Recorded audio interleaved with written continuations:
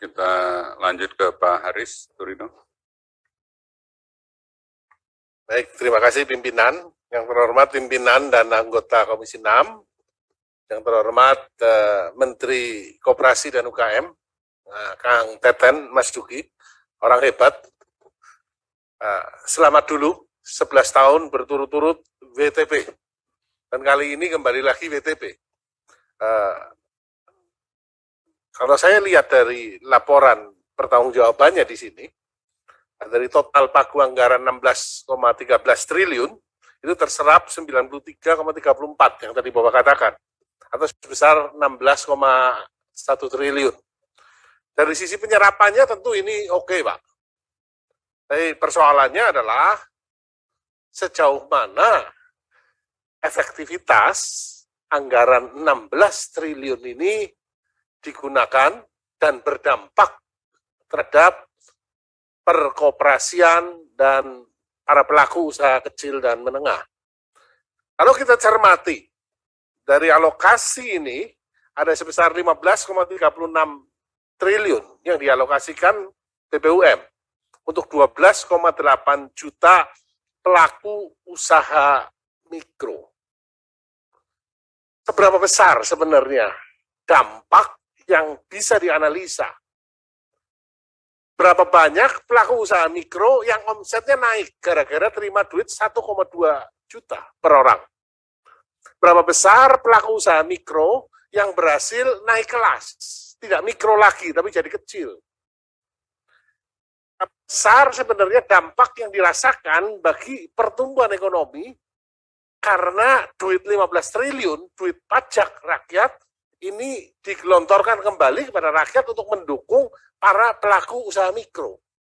Saya tidak tahu apakah Kementerian UKM punya data ini, atau hanya sekedar duit 1,2 juta dibagikan kepada 12,8 juta pelaku usaha mikro.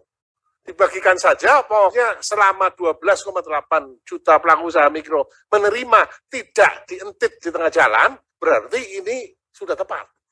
Apakah seperti itu? Rasanya kalau hanya seperti itu akan muspro, Pak. Jadi ke depannya harapannya adalah dinas-dinas di daerah paling tidak bisa memantau seberapa efektif BPUM ini dan seberapa besar dampaknya. Dan untuk tahun 2022, apakah Bapak akan masih menggunakan data yang sama di 2021? Sejauh mana data ini akan divalidasi?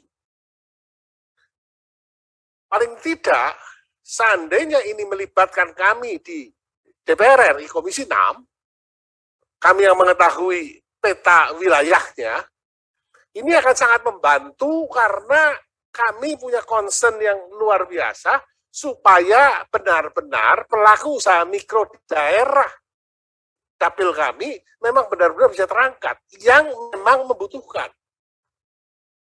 Kami tidak akan mencari macam-macam dari duit itu, tetapi apabila melibatkan kami bisa lebih tepat sasaran. Maka rasanya ini perlu untuk dipikirkan. Kemudian kembali lagi Pak Teten mengenai KSB nih, Koperasi Sejahtera Bersama. Di rapat kerja sebelumnya saya pernah menyampaikan, karena setiap kali saya pulang ke Dapil Tegal, itu banyak sekali korban KSB yang selalu datang ke rumah aspirasi saya dan mengadukan hal yang sama. Bahwa homologasi sudah tercapai, kesepakatan sudah dibikin, tetapi realisasinya selalu terhambat. Saya sampai karena bolak-balik teman-teman yang dirugikan, ngumpul di rumah aspirasi saya, maka kemarin terakhir saya kumpulkan aja. Saya dengar masukan dari mereka, dan mereka menaruh harap yang besar bagi peranan Kementerian Koperasi. Paling tidak untuk bicara dengan pengurus koperasi supaya memenuhi kewajiban yang sudah disepakati di dalam homologasi.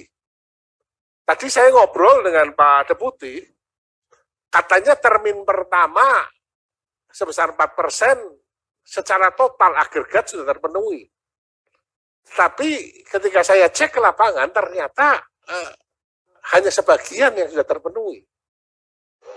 Dan dari beberapa masukan yang saya dapat, salah satu kesulitannya adalah yang diungkapkan adalah sebagian dari aset koperasi ini di-freeze oleh aparat yang berwajib. Nah, mungkin di sini peranan dari Kementerian Koperasi, terutama dalam hal ini adalah Pak Menteri, bisa bicara dengan Baris-Krim yang melakukan freezing ini.